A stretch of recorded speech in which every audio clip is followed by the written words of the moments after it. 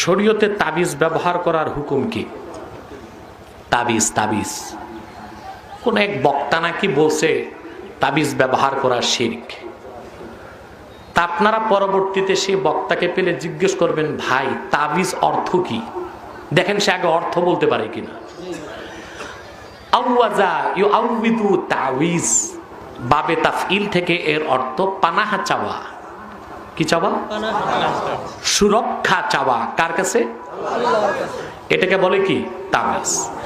আপনি যদি আল্লাহর কালামকে লিখে শরীরে রাখেন, বুঝলেন, এটা তাবিজ। আল্লাহর কাছে পানাহ চাইলেন আল্লাহর কালাম দিয়ে, আল্লাহর কাছে পানাহ চাইলেন আল্লাহ, এটা জায়েজ। এটাকে বলে রুকিয়া শারঈয়া। শুধু জায়েজ না, এটা সুন্নতে সাহাবা। অনেক সাহাবী তাবিজ লিখছেন।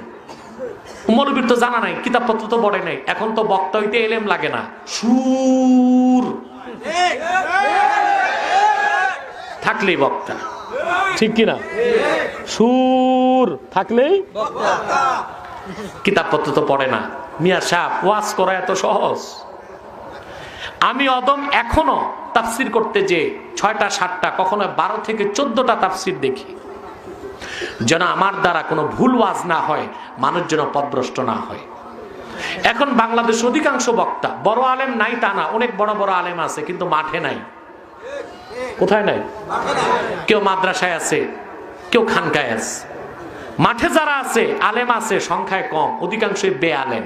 সুর আছে, এলেম নাই। এজন্য বক্তা যে কি বলতেছে তা নিজেও বুঝে না, মধুর সাথে বিষ মিশায়া সব শেষ করে দিচ্ছে। আল্লাহ রসুল যেটাকে শিরক করেছেন সেটা তাবিজ না, ওটার নাম তামিমা। ওটার নাম কি?